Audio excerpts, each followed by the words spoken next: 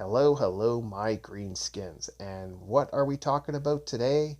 We're doing a review on a cartoon, a special cartoon, a video game cartoon. Yes, that's right.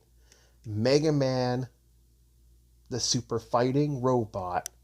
You have to always say that when you're talking about the cartoon review. And a little backstory about Mega Man with me. I actually didn't really care about video games because, again, I only had an Atari. It wasn't until a certain video game right around Mega Man 3 was when I really started picking up on video games. Like, fuck. Who needs a high school education or who needs a school education as a whole?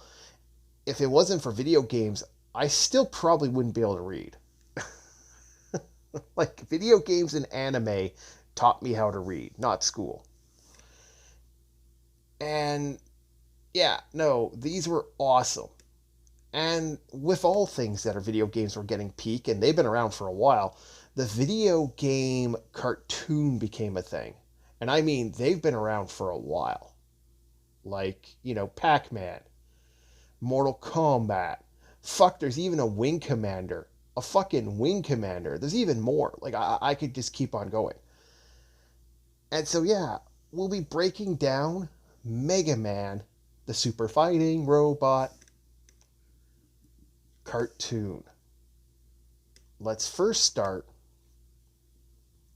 with the characters. So we got ourselves a pretty decent voice cast for this. I mean, you got yourself Scott McNeil for Proto Man, Jim Byers, which is a very uncredited man in his career.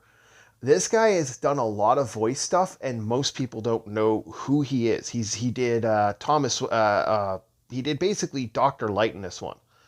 You got yourself Ian James Cornell as Mega Man. You got yourself, Robin Ross as Roll. Like, I mean, I could just keep going. Like, this had a pretty solid voice cast. And even though it looks like it looks like it was Gary Clark and Jim Byers pretty much did a majority of the characters. That's a pretty strong voice cast. And Terry Cassini or Cussin as Cutman, and he does this. I'm going to have to cut you with my scissors. It's kind of like this. I can't remember the guy's name now. He's actually quite famous as a old actor, and it's just kind of surprising who everyone is in here, and that they had a lot of people, and that's what made this series kind of cool. It had a decent cast that actually went on to do other things, like it just that name again. Jim Byers has been in so many fucking cartoons and TV shows. A lot of Canadian stuff, actually, surprisingly, would be the way I'd go with that. And yeah, overall, a good cast and a solid group. So let's get to the art style, and that's where we're going to have some fun here. So the art style. Well, let's go with the characters first. Mega Man looks pretty good.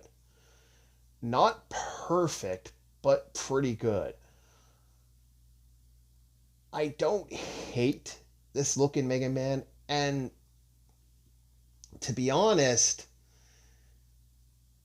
I hate to say it, other than that amazing intro, which we're going to have to get to and when we get to music, this is pretty okay.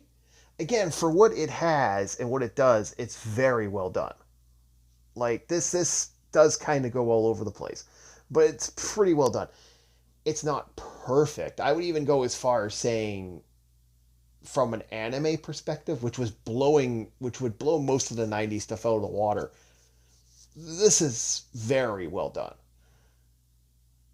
The only real big change I found from the characters in the art design is, well, the character who always gets changed in every fucking thing is Roll.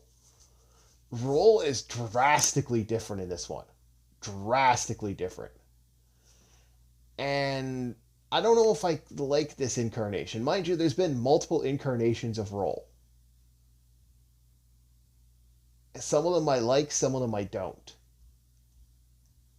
Not sure which one's my favorite art style for a character. I think this one kind of fits as my favorite just because this one is a more adult role. I'd probably say I don't know what's going on with the Mega Man 8 role, but they all have their different style. And that's basically it. Other than that, this is a superior art style.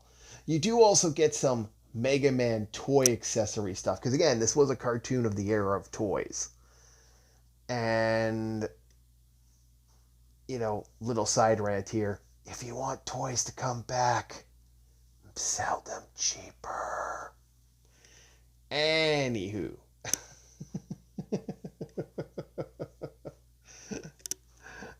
Who's going to pay $16 for a frickin' Hot Wheel? Yeah, no, look, this art style is far superior for what exists now. Because God, the art style now it does take a shit dive. Other than like Avatar, I can't think this style is pretty good. Very archy in its look, but I think it's well done. Probably one of my favorites. Next, we're going to get to music. The music for Mega Man. One of the best openings, and it's fucking hysterical. Literally, that's all it is. Super Fighting Robot Mega Man. Super Fighting Robot Mega Man. Super Fighting Robot Mega Man.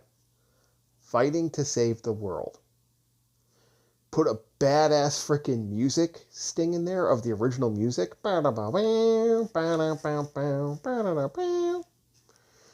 And you got yourself an amazing soundtrack music for the opening. Otherwise, fucking mediocre. Best way to put it. Moving on. Next, let's get to the story. So, the story of Mega Man. Well, that's where we get interesting. We'll hit the pluses first. I think almost all Robot Masters make an appearance in the series of Mega Man. Almost all. I don't think they missed anybody, but they might have. I think there was like one time where there was one guy here. Otherwise, the plot itself is very mediocre. Like, it's, I swear, there's the Robot University. No. The Incredible Shrinking Mega Man, where they shrink Mega Man down. There's the Mega Man where he thinks that he goes back into, like, he's like, well, I don't want to exist anymore, so then he gets to see a world where he doesn't exist. Or he goes to space, and there's even some episodes with, like, I think there's a deaf girl in one episode. It was surprisingly, it's fun to watch, but I don't know. That's where we get into the interesting stuff.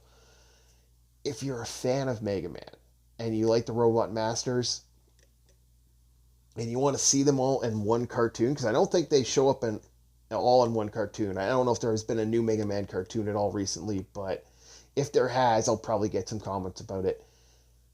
I think they're all here, including we do get to see Mega Man X in later episodes. X, I don't know how to feel about Mega Man X as a whole, because they make him super tall in this one. And I didn't know Replades were that tall. It is overall fun, enjoyable, but I really don't know how to feel on that end when it comes to the everybody else. For me, there's a big nostalgia hit here. So, you might not like it for its mediocreness, but if you're a Mega Man fan, you're going to like it because you get to see all the Robot Masters show up, being played mainly by Jim Breyer. So, what did I think about Mega Man 80s cartoon? Yes, I have some nostalgia to this. I also know it was a shameless cash grab, hence the toys I'm just showing now. I know it was. Actually, I will say this, now that I've watched it again and seeing it from an animator's perspective and knowing a couple people who do art and stuff, I now understand like how brutal this had to be, because they had to they put them in different environments all the fucking times because they were hoping that they could sell a toy. And that was the game plan. Sell, sell, sell. I thought this was cool. Not perfect, but not awful. What will I give this bad boy? Well, thinking about it, I'm going to give it about a solid 6. Above average. Right into the watchable. Definitely if you have kids. I would say that this is very kid friendly and worth a watch. And there could be so much more they can do with the Mega Man franchise. And I really hope they do. It's that much of a cool series. So overall, what do I think about Mega Man as a whole? I think it's a video game with a lot of potential that Capcom does not want to touch anymore. Like, why haven't we got a Mega Man Zero cartoon? Why haven't we got a Mega Man Legends cartoon? Other than remaking games, I think we could keep going with the Mega Man franchise, at least in cartoon faction. Like, I know their Street Fighter and their Capcom is their new little bitch, but I keep saying it. Like, why aren't we seeing more Mega Man stuff? The franchise, I don't think, needs to die. And it's clear by the fact that they're selling $70, $80 freaking hard copies of the Mega Man collection and T-War Battle Network, or the Mega Man Zero collection, and those fucking sell. Maybe, I don't know, get into the franchise and do something with it. I don't understand why they don't. And that's my thoughts on the Mega Man cartoon. And a little rant in between at the end. I figure if people don't want to keep listening, they don't have to.